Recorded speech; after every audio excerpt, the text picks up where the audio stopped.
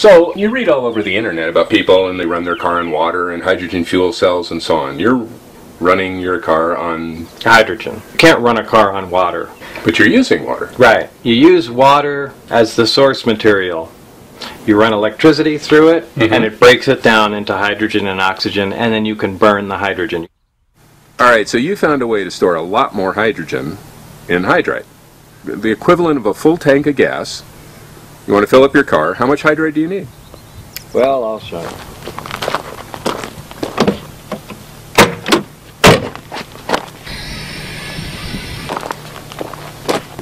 No way. Yeah, that's the volume it takes to store enough hydrogen to propel this car close to 400 miles. Just about what it gets running on a full tank of gas. Wow. And it's a lot safer than gasoline. Really? Yeah, these tanks can be shot at with incendiary bullets or cut in half with a chainsaw, and you could throw a match on them, they just smolder like a cigarette, and you can't say that about a gas tank. Here, only the hydrogen that you need is released from the tank. When the tank's heated, it produces hydrogen and the car burns it. So there's never much gaseous hydrogen in the system at any given time. So these are the fuel lines? No, what are these? These are the...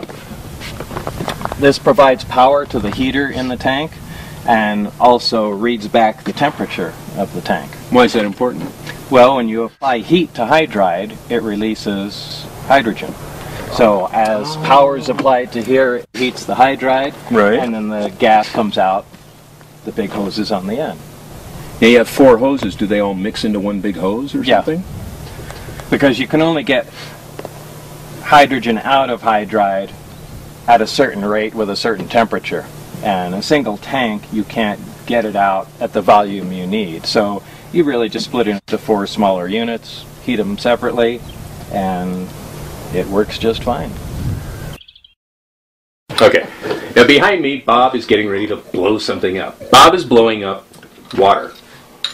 Well, okay, he's not blowing up water because, as he said, to say you're powering your car on water is the same thing as saying if you're running your car on gasoline, you're powering your car on dinosaurs, and we know that's not the case. This is what? This is a Hoffman apparatus. And it's used to produce hydrogen and oxygen from water. For fun, just because it's cool. Well, if you just have a use for hydrogen and oxygen or for demonstration purposes, it works just perfect. All you got to do is fill it with water. That's just regular water, right? Well, actually, water with a little citric acid, potassium hydroxide, anything like that. The more conductive you make the water, the faster hydrogen will come out. And each one of these sides is supposed to be hydrogen and oxygen? Right. One will be hydrogen will bubble up out of one, and oxygen will bubble up out of the other. Remember, water is H2O. Right. So when we break the bond of water apart, we'll get twice as much hydrogen gas as we do oxygen. So each one of these tubes, the water just goes down, but what's left is the gas? Right. And there'll be more on this side? Yes. And that's the hydrogen side. Exactly. And that's the negative. Oh, so it matters which way you hook these up. So you got to hook up positive to what is... The positive's going to make... The positive will make the oxygen, and the negative will make the hydrogen. Okay. So we've just connected it there. Right. And just by turning it on, you can see bubbles start pouring up out of there. It's 7-Up. Kinda. So those bubbles are, well, they're not the same. So these are hydrogen bubbles and those are oxygen bubbles. Right. And this is whiter. There's more of them. Right. You can see it's really... Why is there more? Oh, H2. Right. There's twice as much. Hey, that actually makes sense. So I'll close it off so it saves... Right. Seals the gas in, and then you'll see it'll start filling up. And what we'll do is take a little sample of the hydrogen gas and light it. Right. And you can see that. What are these? You just have electrical current going to a piece of foil? Well, it's a piece of platinum foil, and the reason you need platinum in there is because it's very corrosive to a metal for electrolysis to occur, but platinum is highly resistant to corrosion. Now, this is a slow method. Right. And, you know, it consumes a fair amount of electricity. Now, if the electricity is being produced from solar panels or a wind generator, it doesn't cost you anything, so who cares? But still, you don't want to wait, you know, hours and hours and hours and hours to refill a vehicle. You want something that can produce hydrogen at a fairly quick rate. So let's go ahead and extract some of this. Okay.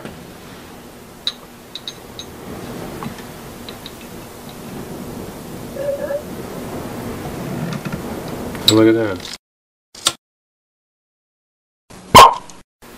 Wow. So there's power of hydrogen. You see, just from water, something exploded. So this is the same thing that was inside the lab. Yeah, that was a small tabletop model. This is a large industrial version, essentially, which connects right to the water main. Right. So you can plumb it in like you connect your, you know, dishwasher, or just connect it to a garden hose. Right. And it's powered by either a solar array, solar panels, which convert sun into electricity, or a wind turbine. Takes the wind, converts it to electricity, or any other way. But the idea is just to use complete green energy. Ideally, I like to run this one on solar. New Mexico gets a lot of sunlight, so that's really all there is to it. You connect it to a water line, plug it into your solar panel, and open the water line. Unit starts producing hydrogen, and when it has a sufficient quantity in there, let the hydrogen out, and you just leave it plugged into your car overnight. Now, this is the same as those other two tubes, right? Right. Hydrogen and oxygen. Or Right. whichever one is. And the oxygen we have no use for, so we just vent off into the air. And the It's hydrogen... very nice of you. I'm sure the Earth would be proud. Well, it could use all the oxygen it can get. So the hydrogen, using the water pressure, is compressed into the hydride tanks. The water pressure, like a syringe, it pushes it right into the tank. Exactly.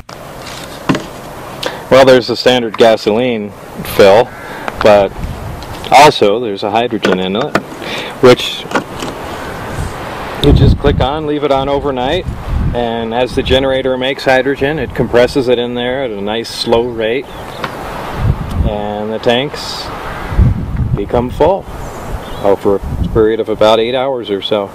Why can't everybody do this? I mean, gas is, you know, going at $5 a gallon. Right. The whole country's falling apart. We're, you know, killing people all over the world for oil. And this, you're driving a car on this, and you can do it, and you can convert any other car. Yeah, unless I'm sure there are cars that have some technical problems, but yeah, essentially, Well, any car can be converted. The whole problem to it is the material in the hydride. The hydride itself, one of the main components of it, is classified as a weapon material, and it can only be used in thermonuclear weapons. And because, even though it's not a dangerous material, explosive, or anything by itself, just because it's used within those nuclear weapons that are obviously secret, and the components thereof, but because it's used in those, it can't be used for any other civilian purposes. So, you can't even purchase the material. No. Which is why we had to make it. You made it? Yeah, we made it. But isn't that, don't you need big particle accelerators and things? So that was the one loophole. You can make the material, you can't buy it, so... Where's the particle? You have a particle accelerator? Yeah, so all you have to do is build a particle accelerator and you can make all the hydride you need.